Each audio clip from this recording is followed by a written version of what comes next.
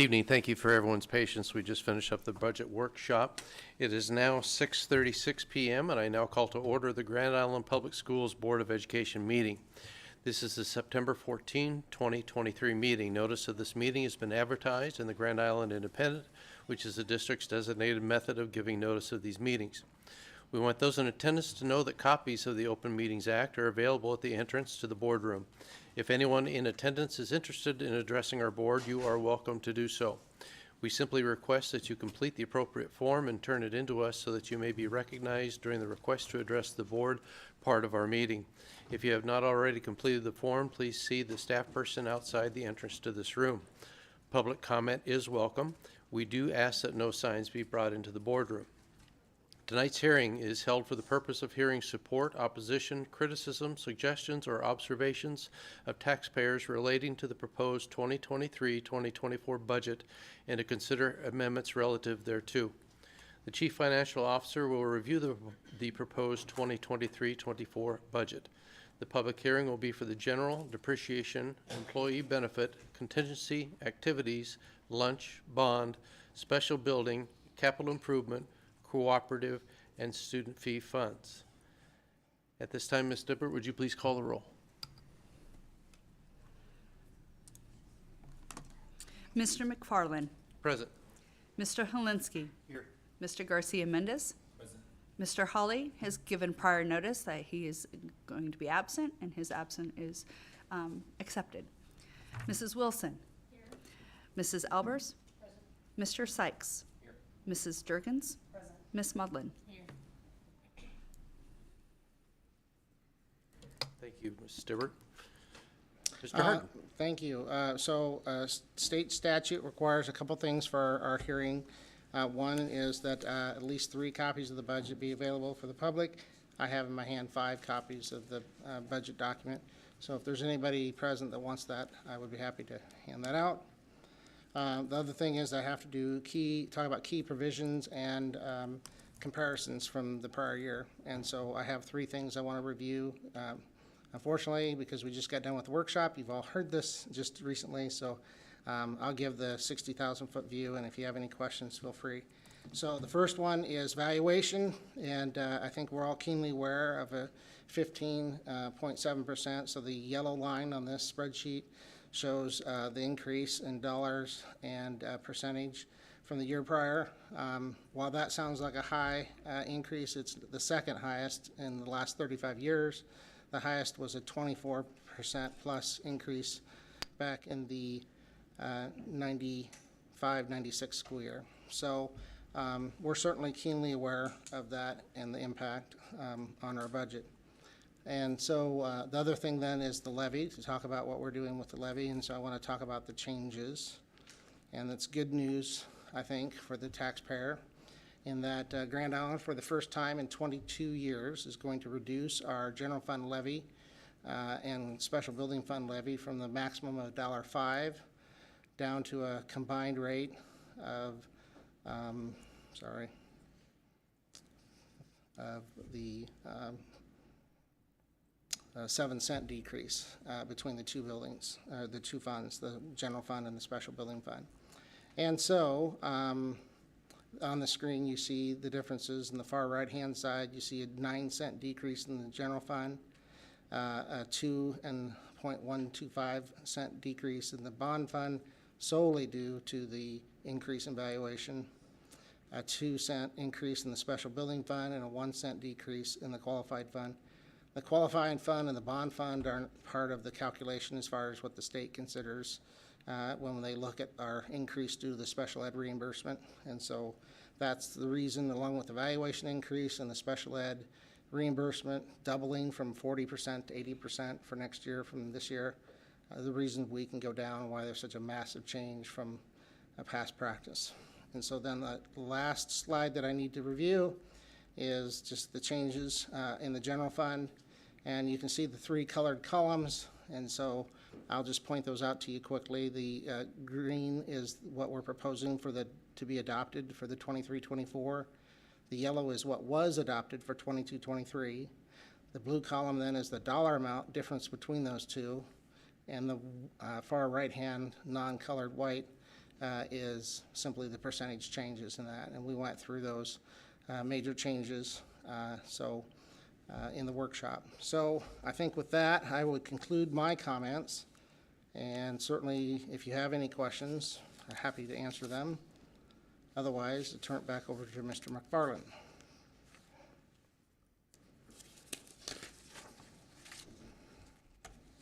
At this point in time, what's it? Go ahead. Ms. Albers. Mr. Harden, how much does the school district have to do with valuations?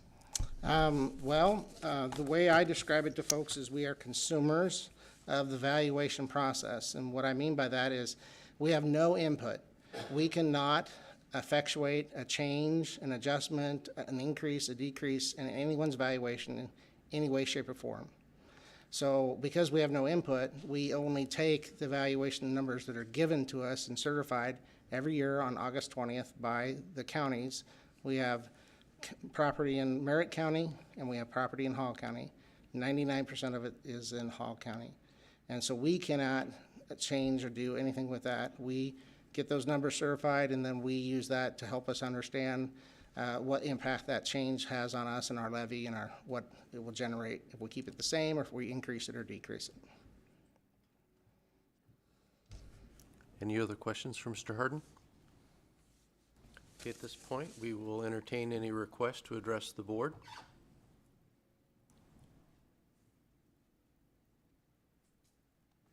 Seeing none.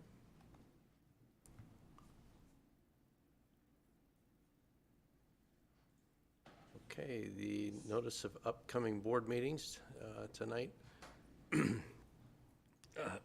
Obviously, following this, we'll have the regular board meeting tonight, following the budget hearing. Board of Education special meeting will be Monday, September 25th, 2023 at 5:30 p.m. And then we will have a regular Board of Education meeting again on Thursday, October 12th, 2023 at 5:30 p.m. Seeing that we have no comments tonight, I call this meeting adjourned.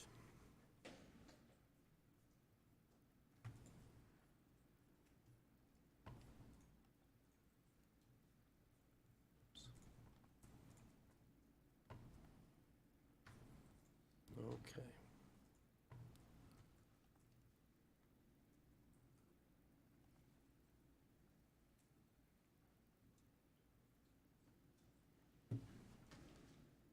Okay. It is now 6:44 p.m. and I now call to order the Grand Island Public Schools Board of Education meeting. This is the September 14th, 2023 meeting. Notice of this meeting has been advertised in the Grand Island Independent, which is the district's designated method of giving notice of these meetings. We want those in attendance to know that copies of the Open Meetings Act are available at the entrance to the boardroom.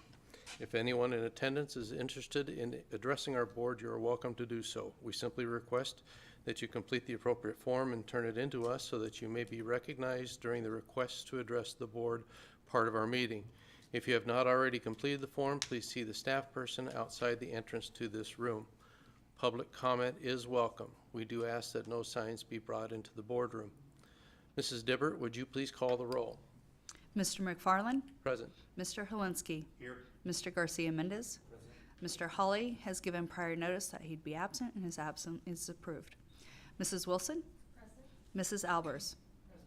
Mr. Sykes? Here. Mrs. Jurgens? Present. Ms. Maudlin? Here. Thank you. The first item on the agenda tonight is consent agenda. The consent agenda is approved as follows. Items 3.1, 3.2, 3.3, 3.4, 3.5, 3.6, and 3.7. This is the consent agenda as published. Would anyone like to remove items or add any items to the consent agenda? Does anyone have any potential conflict of interest on agenda item number 3.3? If so, please state the check number that you'll be abstaining from voting on.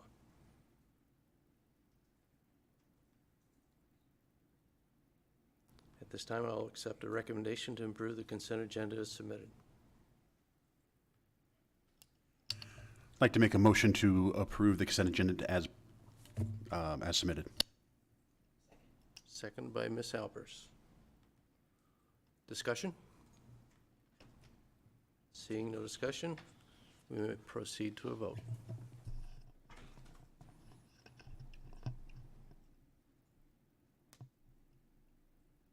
Motion passes.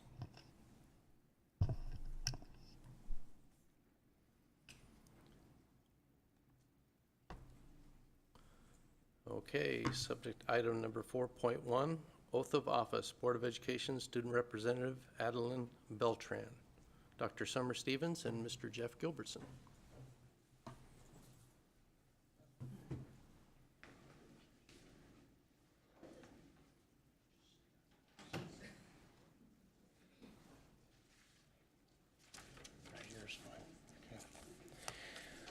Well, good evening.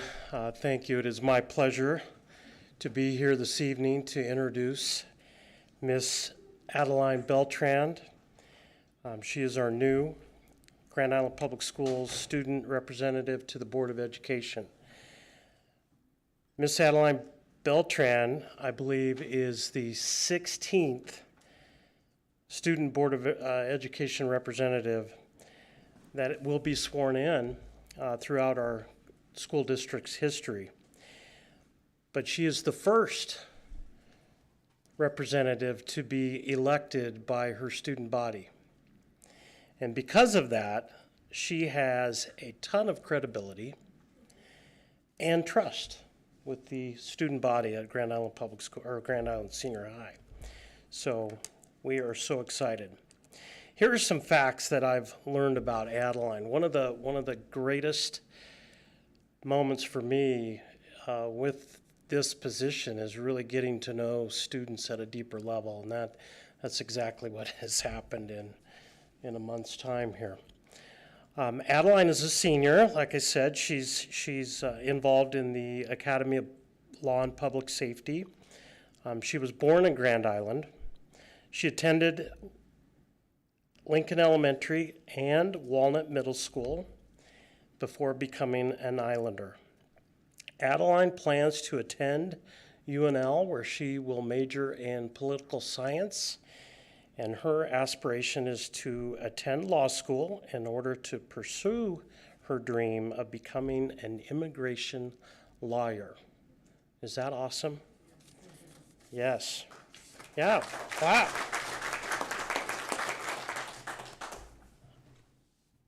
At Grand Island Senior High, she is actively involved in cross country, where she runs 3.1 miles just for fun, without thinking about it.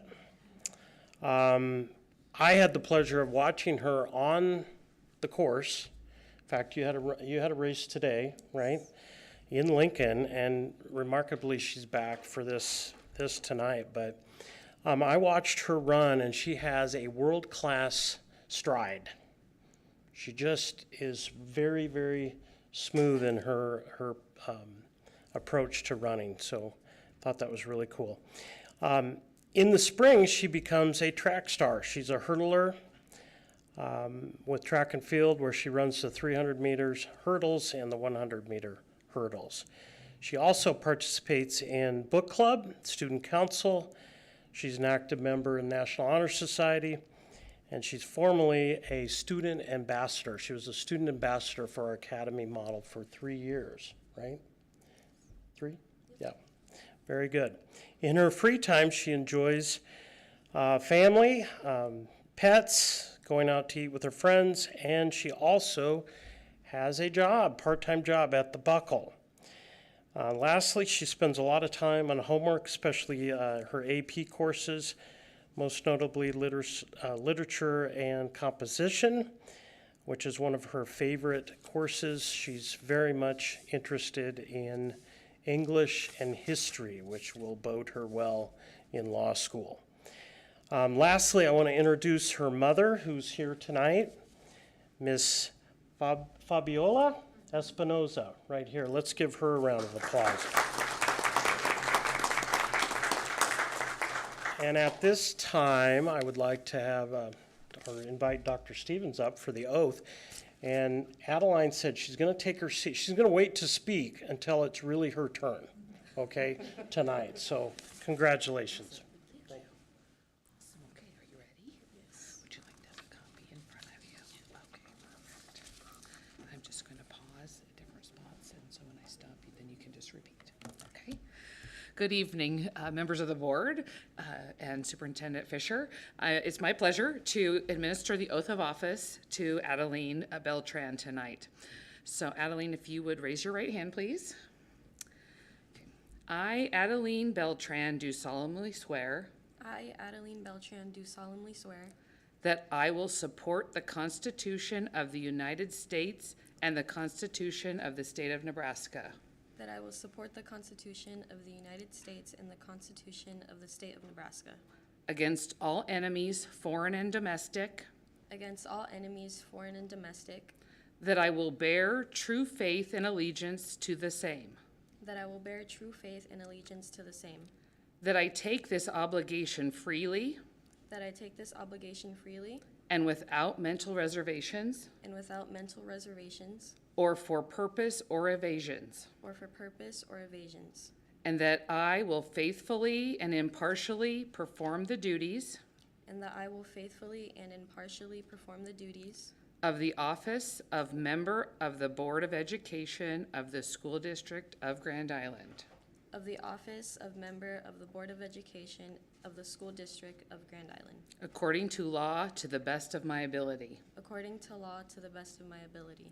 And I do further swear that I do not advocate, And I do further swear that I do not advocate, nor am I a member of any political party or organization nor am I a member of any political party or organization that advocates the overthrow of the government of the United States or this state by force or violence, that advocates the overthrow of the government of the United States or this state by force or violence, and that during such time that I am in this position, and that during such time that I am in this position, I will not advocate nor become a member of any political party or organization I will not advocate nor become a member of any political party or organization that advocates the overthrow of the government of the United States or this state by force or violence, that advocates the overthrow of the government of the United States or this state by force or violence. so help me God. So help me God. Let's all join in welcoming our newest board member. Congratulations. So we're gonna take a minute and we're just gonna sign. So you're gonna sign both of these and I'm gonna sign one too. So go ahead. Let's see, I'll see if this one works.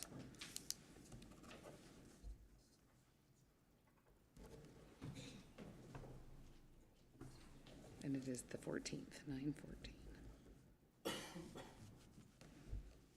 Okay, let's trade.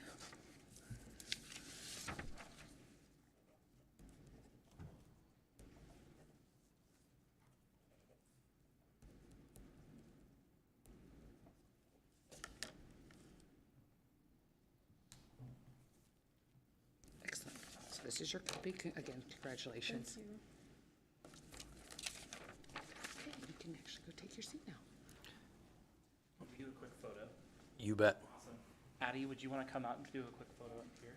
Thank you so much. Mr. Fisher, Mr. McFarland, do you want to come out? And Mr. Gilbertson, Myra, do you want to come up for a photo too? Yeah. All right.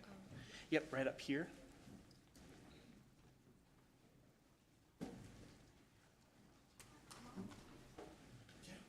Do you want to be in the photo more? Yeah, come on up.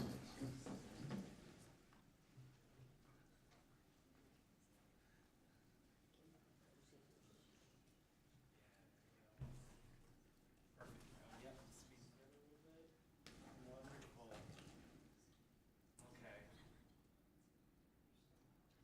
All right, 1, 2, 3. 1, 2, 3. Perfect. Thank you so much.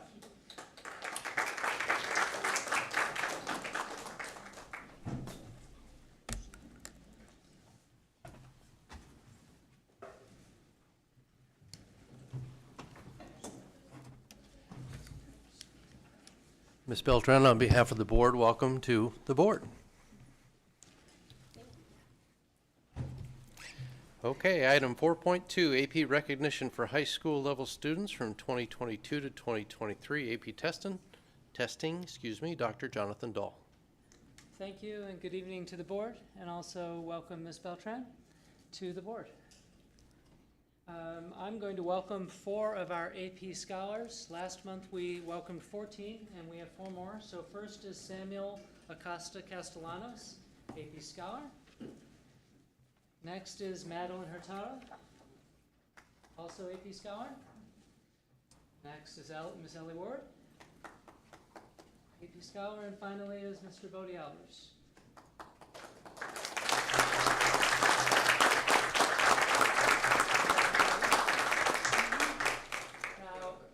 I just want to give a couple of, sorry, for our folks who might be listening online.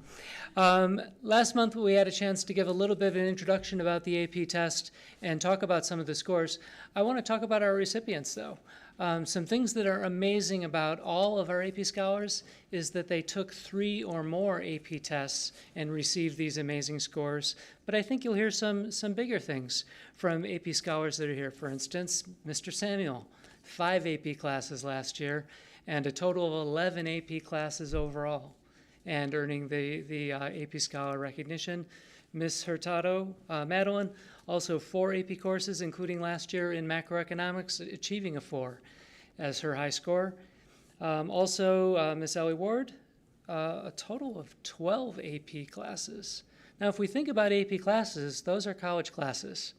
So 12, that pretty much wraps up a school year for a challenging school year, 6 classes a semester. I couldn't do that, being honest. So a little bit more than a year. So that's pretty amazing. And finally, we have Mr. Bodie Albers, who didn't want to be outdone.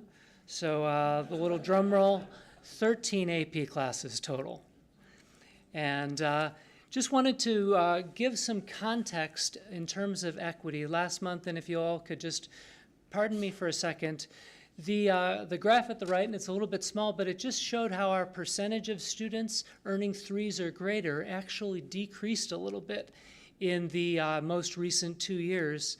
And I gave a little context for that last month, but also since we have other AP scholars here, I just wanted to say every year we increase the number of students taking the AP test. And a few years ago, I had a conversation with Mr. Dan Phillips and just asked, how come we don't have all of our students in the AP classes taking the tests? And, well, we had to discuss the fact that there were some students not taking the test. And sometimes it was, well, I was like, well, whose decision is that? If you're in the AP class, you should have the access to the test. And so what we did last year and also this year is that students in AP classes are required to take the test. That's part of being in the class. So we've lifted that expectation. Equity is access, equity is opportunity, and across time what we're going to see is that this equity leads to improvement. So even though we're seeing in our, well, first of all, on this next slide, you notice that we've increased in all of our numbers of students in each score type. So students scoring 1s, 2s, 3s, 4s, and 5s, we've increased all of them. But in terms of the students who are getting 3s, 4s, and 5s, we've only increased a small margin, but I want to just say we've increased. But the bigger increase we've seen is in the 1s and the 2s, which for a moment we could think, wait a minute, are we not achieving the equity that we want? And I have to come back to that statement. Equity starts with access. Then it leads to opportunity, then it leads to improvement. So we're on the road, but we're celebrating our scholars here and also our scholar with distinction, Mr. Albers. So with that, I just want to go to the slides that just recognize each of the scholars who are here. So the AP scholars, we had Miss Madeline and also Ellie Ward and Samuel on the AP Scholar page. The next higher honor after that was AP Scholar, and we did honor Mr. Phillips last month and Mr. Thurston for some ACT scores. The next higher level of honor is AP Scholar with honor, and none of those students were here with us tonight, so we just celebrate in their absence. But I want to move to the final, the highest level of honor for the AP exams, and that's AP Scholar with distinction. And you notice, as I explained last month, you notice that I just seem to love the asterisk. All you can see is asterisks everywhere. That means that students were recognized last year as well as this year. So amazing achievements across multiple years.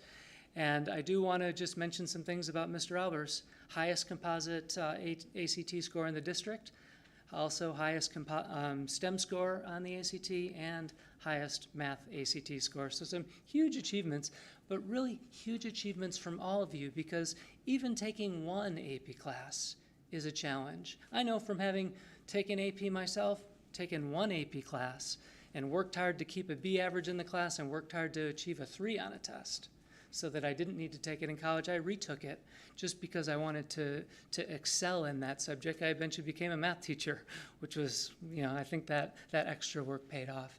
But I just want to congratulate all of you for taking such a chance, such a leap of faith to try your hardest while you're yet in high school and to keep pushing forward. So these are incredible discoveries now you're making of your talents, but they're going to just increase each year. So I just want to, again, congratulate you and possibly your families, and or our media person wants to get a picture or two. So again, congratulations.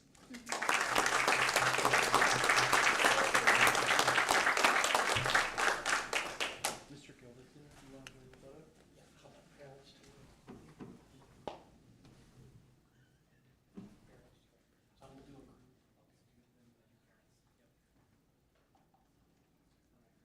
Yeah, please. Someday I'm going to get you in a picture. Maybe today's. One, two, three. One, two, three. All right. If there are any parents that want to come up and be in a photo, you're welcome to. Or if you want to take a photo, you can. Either way, totally good. Yeah. Yeah.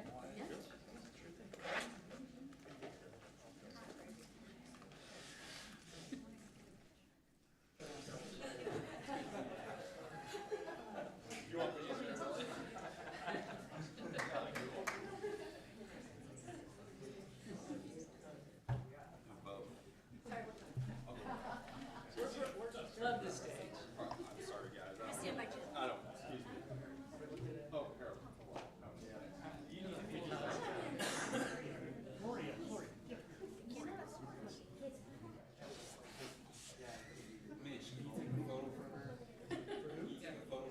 Oh, yeah. Want me to take a photo?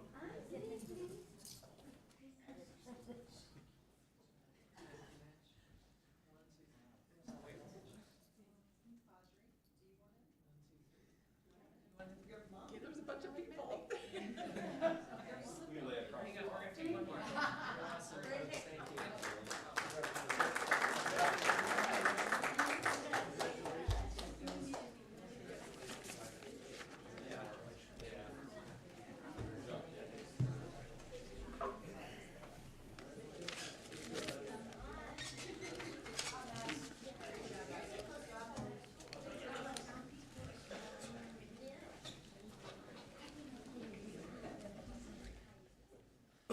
Gloria, have a nice night.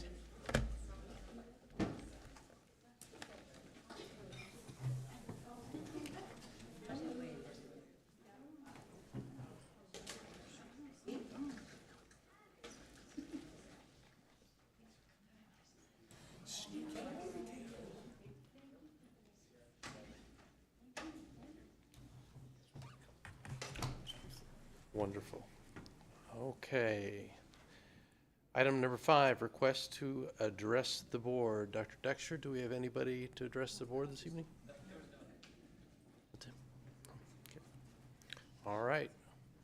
Item number 6, information items, construction update. Mr. Dan Petch. It's out there. He might be out here. I'll check.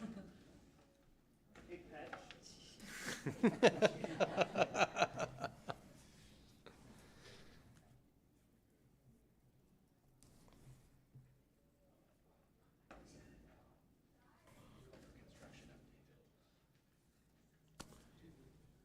Mr. Petch, do we have any construction update tonight?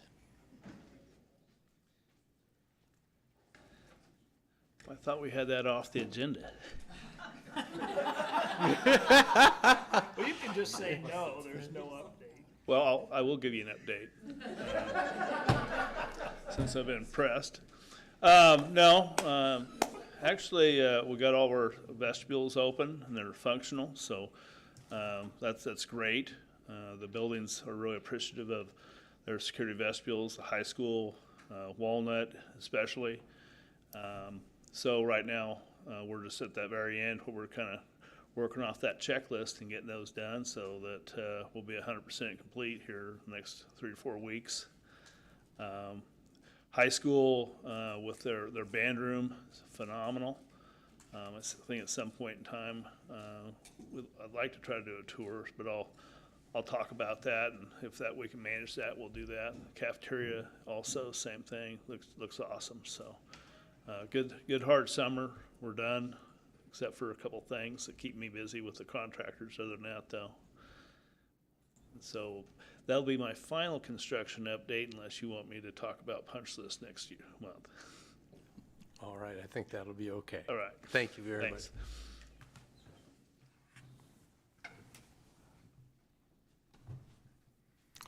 Okay, item number 6.2, policy. 6.2.1, board member oath of office. On first read, Mr. Matt Fisher. All right, well, we just got to practice that oath of office thing, so we're all up on that.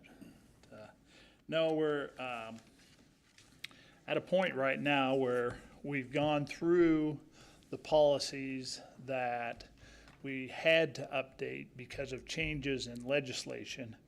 And so now we're back to the cycle where we're gonna just be looking at policies that haven't been reviewed for the longest period of time. And it just so happens the ones that we have up that go back to about 2014, when they were last reviewed, are the policies that deal directly with the board's operations. So, oath of office being one of those. And so when we look at this board member oath of office, there really is only one minor change that the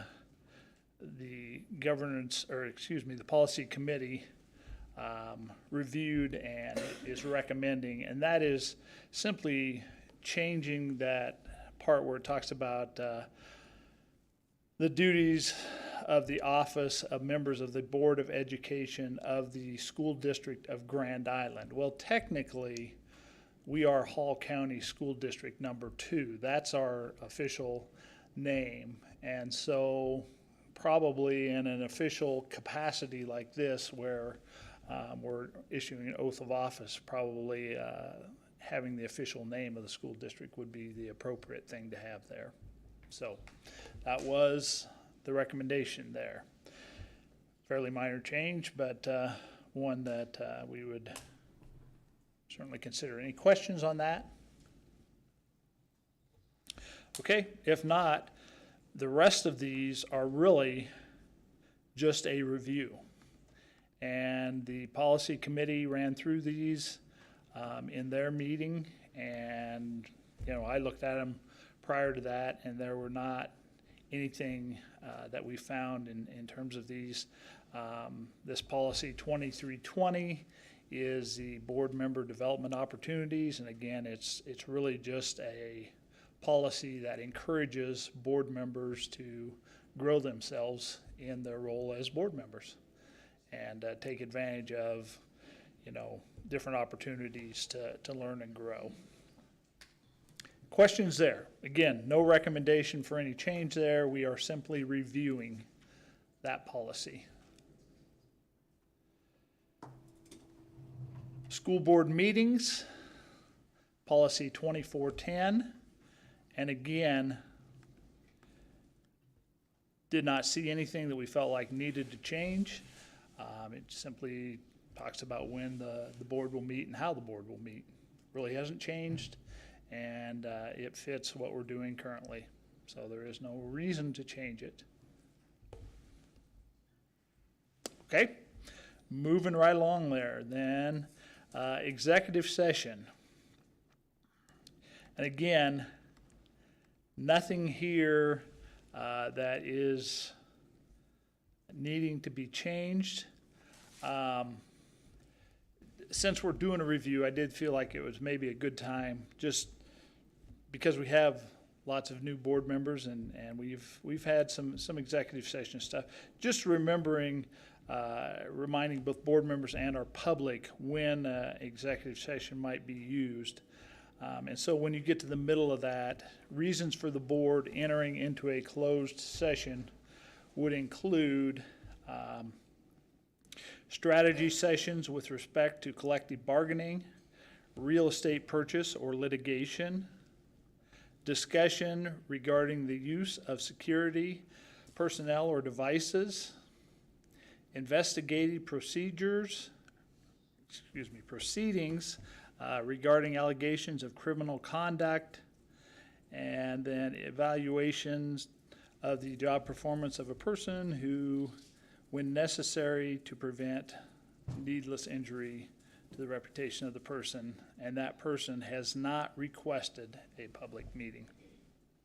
So those are the reasons that are there that would allow executive session. So again, just a review, just to touch on that. Nothing proposed as far as a change. Questions around that? Okay. Then we would go on to policy 2413 on work sessions. And again, it just simply defines what a work session is, work sessions and retreats.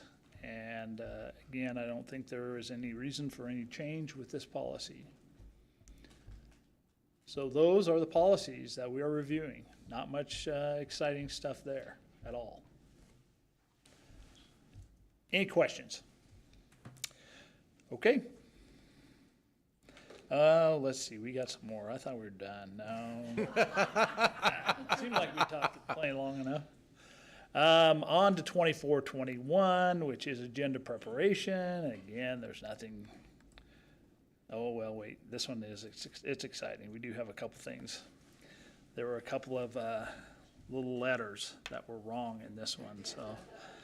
So where it used to say person, it should say persons. And then, where's the other one? There's another little, I know there's two in this, isn't there? Maybe not. Maybe that was it. Should say persons. I was sure there was a place where there was something I had to strike. That's it. Just add an S. Maybe it's on the next one. Okay. Then on to quorum. And in the one on a quorum, there's nothing there.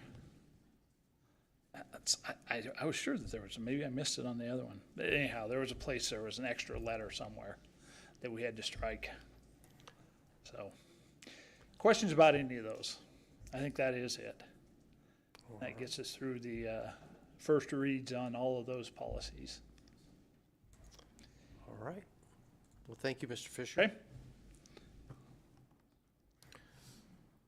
On to number 7, action item 7.1, 6322, certified staff credit for experience. Okay. This is a second read, so this would be an action item. And this one is a pretty simple adjustment, and this was actually a change that was made in the negotiated agreement a couple of years ago, that we would allow, rather than just 8 years of credit, previous credit, that we would allow up to 10 years of previous experience. So it's already been changed in the negotiated agreement. We just need to change the policy to reflect what we're doing. Any questions for Mr. Fisher? Seeing none, I would entertain a motion to approve 6322, certified staff for experience. I would like to make a motion to approve 6322 certified staff credit for experience. Second, Ms. Malden, I think, was first. Any discussion? Seeing none, we will proceed to vote for the motion to approve 6322 certified staff for experience. Motion passes. Okay, the next policy that we would be doing final read on is 7705, special education policies. And if you remember our discussion from last month, we received a new policy, a totally new policy from the Perry Law Firm, which is where we've been getting our policies from, because there were significant changes from our existing policy wherever that's happened, and we felt like the intent aligned. We've gone ahead and moved towards adopting the attorney's policy so that we do match. And so this policy is basically, there's a lot of it that's the same, but we would be adopting their version as opposed to our old version. And there are really a couple of points within this. There were a couple of places where they added verbiage that said through the age of 21. We've served special education students through the age of 21 for many, many years, but it had never said that in policy. And then there is a place later on here where the procedures for dealing with disciplinary situations with special education students had to be changed to be in alignment with the state statute that was changed by the legislature. So that is what is taking place here in this section of the policy. Questions about that? Seeing none, I would accept a motion at this time to approve 7705 special education policies. I'd like to make a motion to approve 7705 special education policies. Seconded by Mr. Garcia Mendez. Discussion. Seeing none, we may proceed to a vote. Motion passes. Okay, the next policy that we have here is 8519, behavioral points of contact. And this is a new policy that aligns with the statute that was passed in the past legislative session. Basically, it indicates that for each of our buildings, we have to have a designated behavioral point of contact. And those behavioral points of contact have to be listed. We have done that for each of our buildings, and they are listed on our website, so it's already been done. This would just be simply adopting the policy that would go along with that. Any questions for Mr. Fisher? Seeing none, I will accept a motion to approve 7705 special education policies. Make a motion to approve 8519 behavioral points of contact. Second by Ms. Malton. Discussion. Seeing none, we may proceed to a vote. Motion passes. Okay, the last one that we have here is policy 8470, weapons and firearms in school. And this was a policy that we had recommended verbiage from the attorneys that we add this including concealed firearms. And that really was in response to the change in legislative statute that would allow any individual to carry a concealed firearm without a permit. Really doesn't change anything. We've never allowed, even a permitted person would not have been allowed to carry a firearm in a school. But again, just the attorney felt like having that verbiage there would be a good thing. So we added that, and then while we were reviewing that, we actually came across another piece that we felt like we needed to revise the language a little bit on, and that's down here in this section. The knowing and intentional possession, use, or transmission of a dangerous weapon or personal safety product other than a firearm is prohibited. The term personal safety product includes any personal safety or security device such as tasers, mace, and pepper spray. A student shall not carry a personal safety or security device during the school day. So again, we changed that wording in that from dangerous weapon in a couple places to personal safety product, because we really felt like that's what they were talking about, not necessarily a dangerous weapon. And again, as we talked through that, we felt like the language at the end of this that says that it shall not carry a personal safety or security device during the school day would say you should not have it during the school day, but in a parking lot at the end of an activity at night or something like that, it doesn't necessarily preclude that, which we felt like was appropriate, because there may be some instances where that would be something we'd want our students to have to be able to protect themselves in that kind of a situation. Really, the policy is about keeping it out of the school during the school day. Questions on that? Ms. Jurgens. Mr. Fisher, just for the sake of clarity, I know in policy we had a lot of robust discussion around this, but just in case anyone is listening, can you clarify specifically, I understand what you're saying, but can you clarify specifically what the personal safety product is as compared to a dangerous weapon, and why that would be permitted after school? And I guess I'm just trying to get to the point Right. that you could not bring a gun to a football game's parking lot, right? Personal safety product, as we state there in the policy, would be tasers, pepper spray, mace, things that you would use for personal protection. That would be non-lethal, would not be considered dangerous weapons.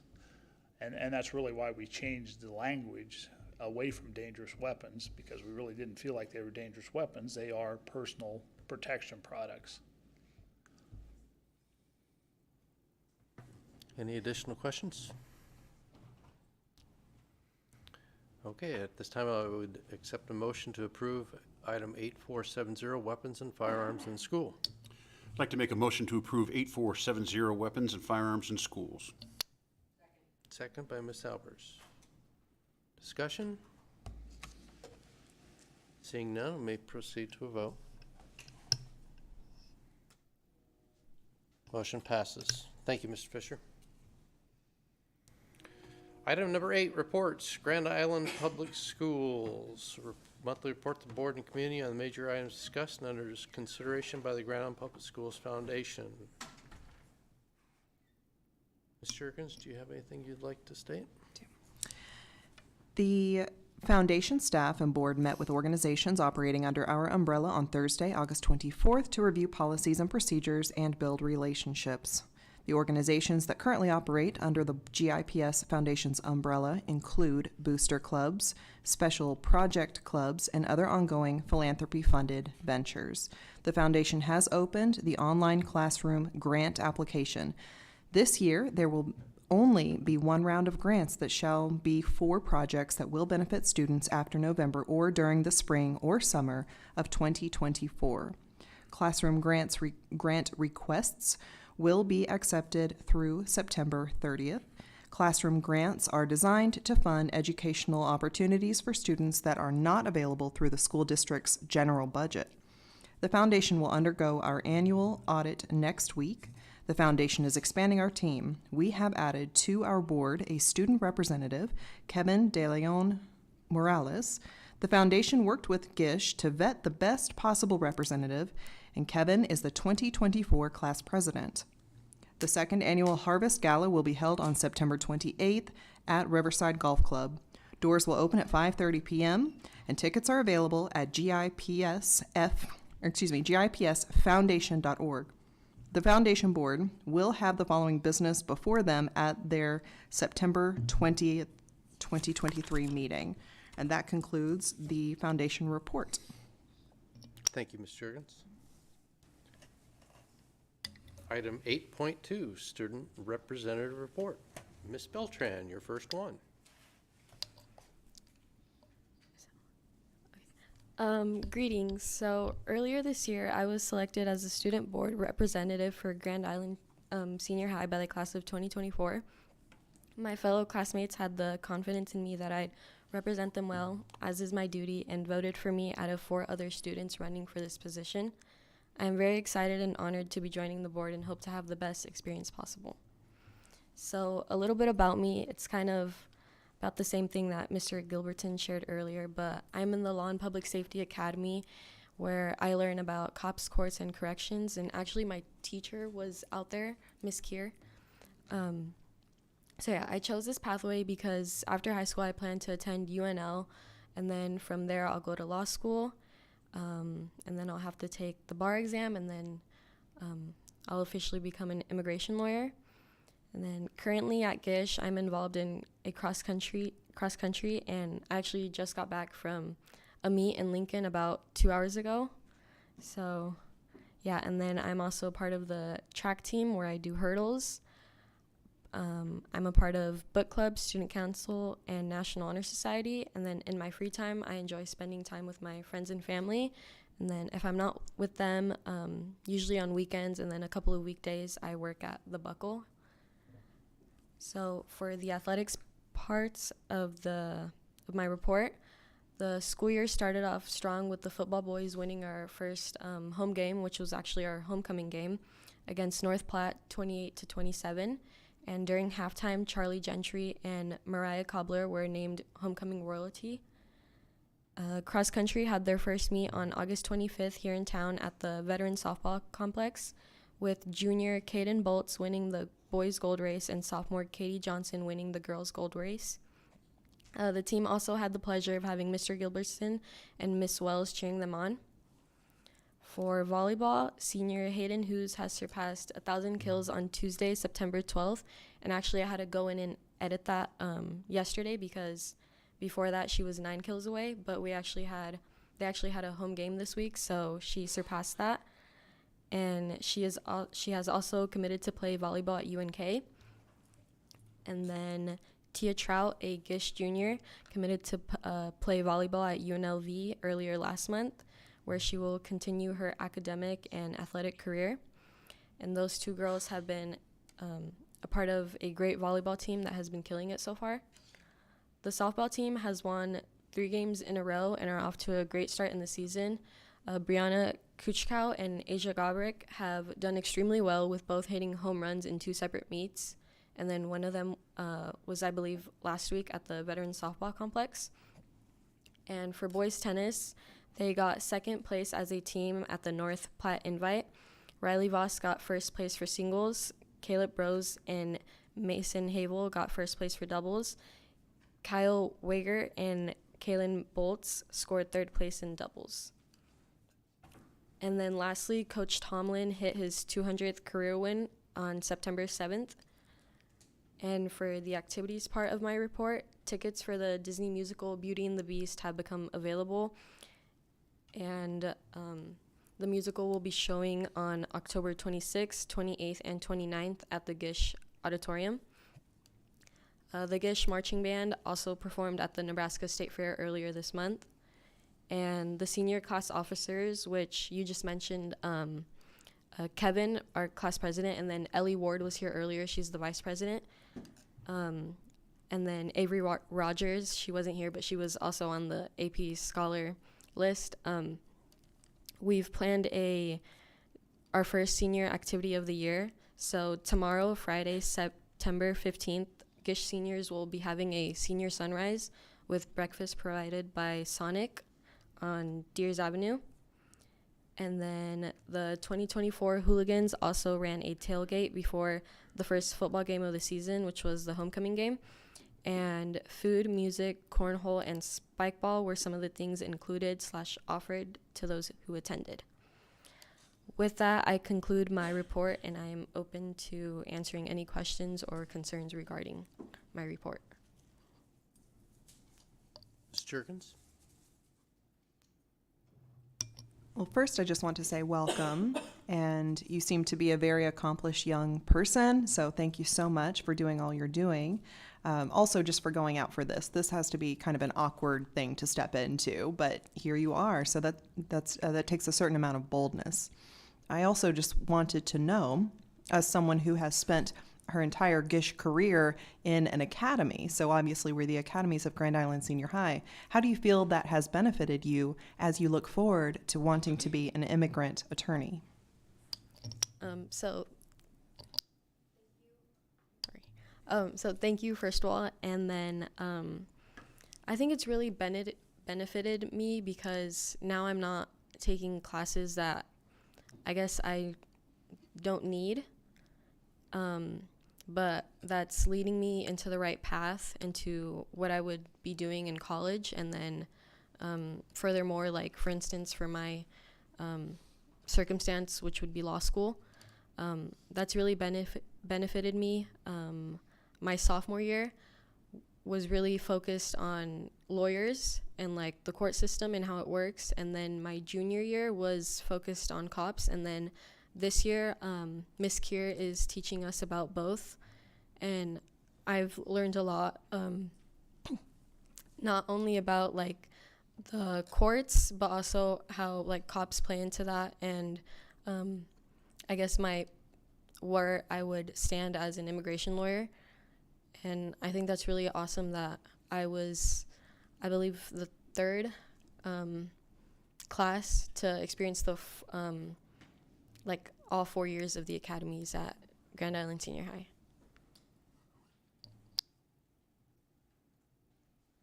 Mr. Garcia Mendez? Thank you. Welcome to the board.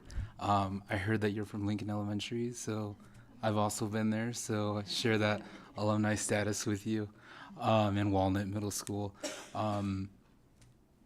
I think, and I read a little bit of your blurb from Gish and just how important it is being a person of color and representing that student body.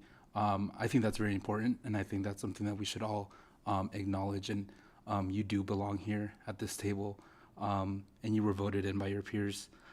It's kind of beautiful knowing that, like all of us here, we were all voted by our peers in our community to be here in this seat. So just as much as we all belong here on these seats, you do too. And I just want to acknowledge that. Question, what drew you to immigration law? So thank you. And then I guess just like the experience that my family went through, I kind of just felt like I needed to give back to my community. So that's kind of what like drew me into that. But originally, up until 7th grade, I wanted to be a teacher. I wanted to be a history teacher actually, but I kind of just had like a shift in my head and that I wanted to be an immigration lawyer. So, yeah.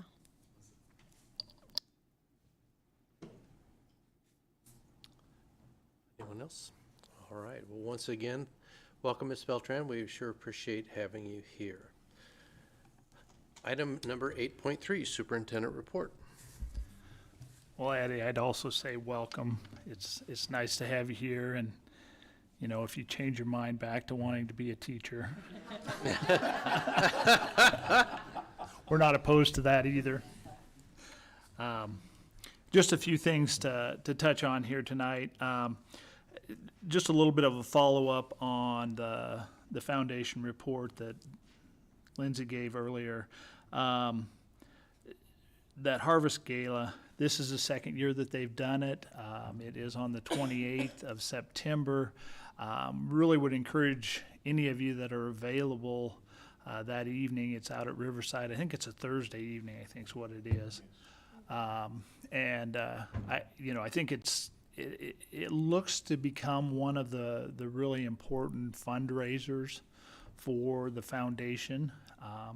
And so I think, you know, anywhere that we can have some of our board members that are supporting things that the foundation is doing, certainly that has a benefit for them, which ultimately benefits us. So would just encourage you to think about that. One of the other things that we need to, I guess, somewhere along the way make a decision on, in the past, the board has had a board scholarship $500 scholarship that they've awarded annually that's been funded basically by board members. So with a lot of new board members, obviously that might look a little different. So again, I think as you have a chance to talk amongst yourselves, if you want to decide whether that's something you want to continue to do or not, that would be something that probably somewhere by the first of the year, they would need to know, so they know whether they're going to award that scholarship or not. So, some other things, the governance committee has been working diligently on superintendent evaluation.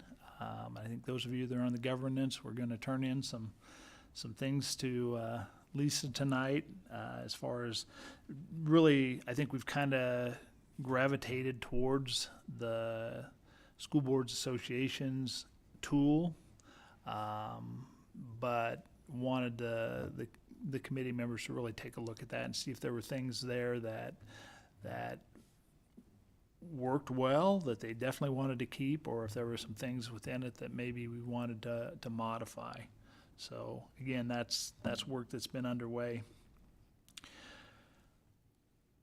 One of the things that is going to probably show up in the personnel report in the not too distant future is our newcomer population has continued to grow, and in particular at BAR, we're really at a point where we're going to have to add some staff. We're almost twice as many students as we had at any time last year in that newcomer program at BAR. So I think we're seeking possibilities right now. Adding people is not so easy because it's hard to find them. But that is something that's out there that we're working our way through.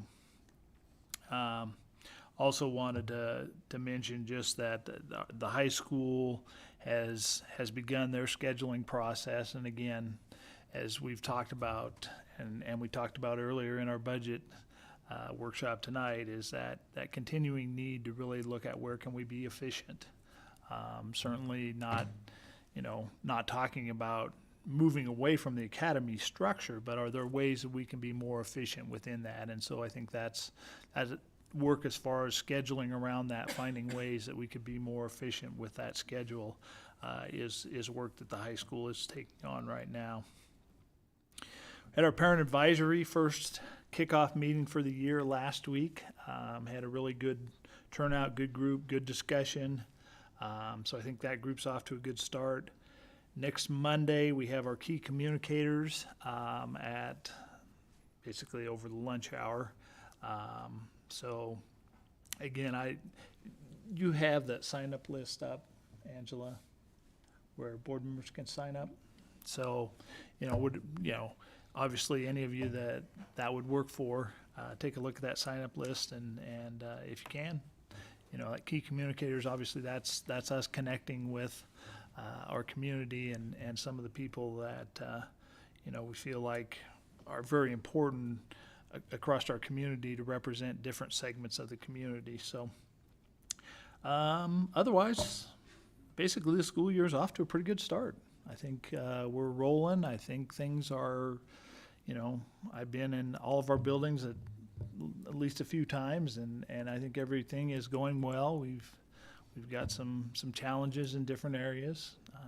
I was at a building the other day, and they described how 2 kindergartners teamed up to thwart their security system to escape the building.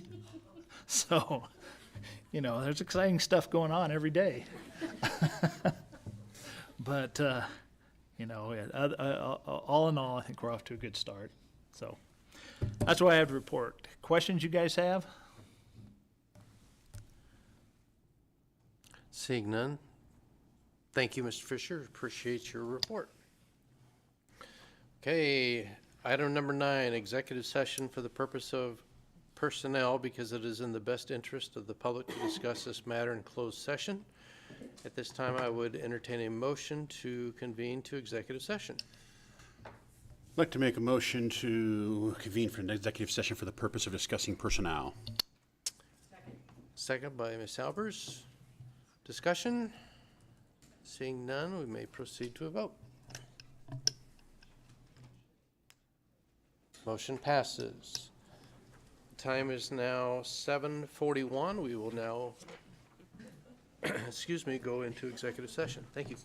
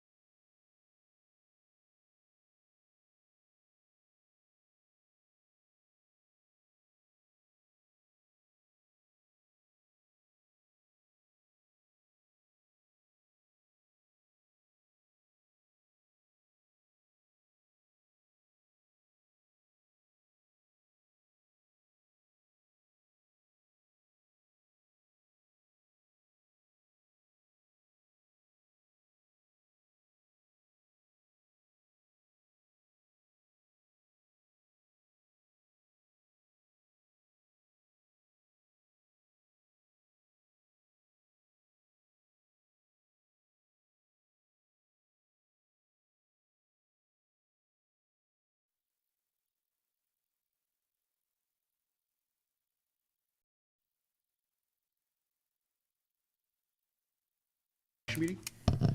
Second by Ms. Albers. Discussion. Seeing none. We proceed to a vote. Passes.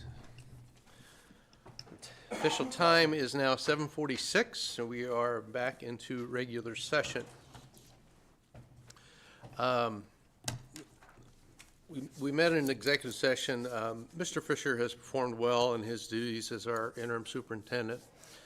And the board at this time, we would like to remove interim from his title and just have it as Mr. Fisher, superintendent of the Grand Island Public Schools. By state law, we must evaluate a superintendent twice in the first year. He performed well in his first evaluation. Assuming the second evaluation is successful, at that point in time, it would be our intention to move forward with contract negotiations for 2024-2025 school year. So at this point in time, I would entertain a motion to remove interim from the title of Mr. Fisher's title. I would like to make a motion to remove the title of interim from the superintendent's title. Second from Ms. Albers. Discussion. Ms. Durkins. Mr. Fisher, just for the sake of good record keeping, would you please speak into the mic and say whether or not you want this? Yes, I would. I would appreciate that. I'm thankful to have the opportunity to, potentially continue in the role. And so I thank you for your confidence in me and removing the interim title. You bet. Well, thank you, Mr. Fisher. We sure appreciate what you've done. Okay, and we had a second discussion. Oh, I'm not going to make this long and drawn out, but Matt, I just wanted to tell you it was really impressive after being at that area members meeting with the NASB, how informed you've kept us on policy and your professionalism. And this was a very easy decision. So yeah, I just wanted to, very impressive in my long tenure as a board member. okay. No further discussion. We will proceed to a vote. Motion passes. Welcome, Superintendent Fisher.